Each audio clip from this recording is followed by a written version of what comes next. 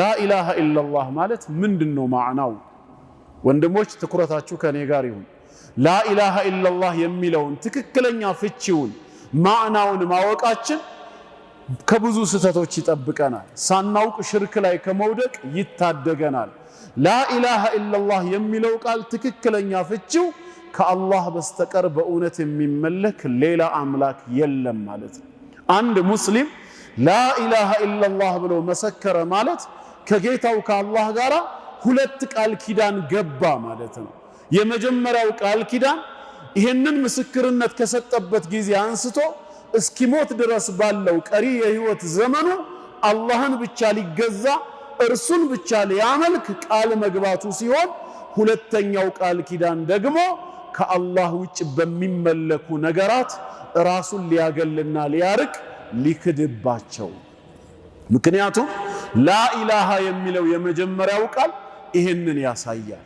ላ ማለት የለም ማለት ነው ነፍይ ነው አግላይ ውድቅ የሚያደርግ ነው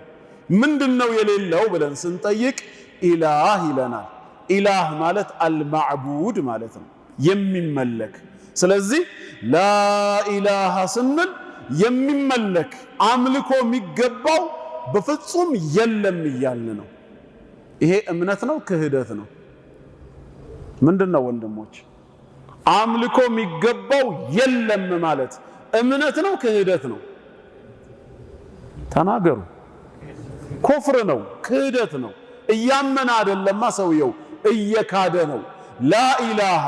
አምልኮ የሚገባው የለም ካለ ማንንም አላመልክም አልገዛም ይያለ ነው ክህደትን አወጀ ሲዘጋው ደግሞ ኢላላህ አለ ኢላ ሲቀር ደግሞ አለ استثناء መጥቷል እዚህ ጋር ወይም ኢስባት የሚባለው ማን ሲቀር አላህ ብቻ ሲቀር አለ እሱ የሚመለክ አምላክ ነው ከሱ በስተቀር ግን ሌላ የሚመለክ የለም ነው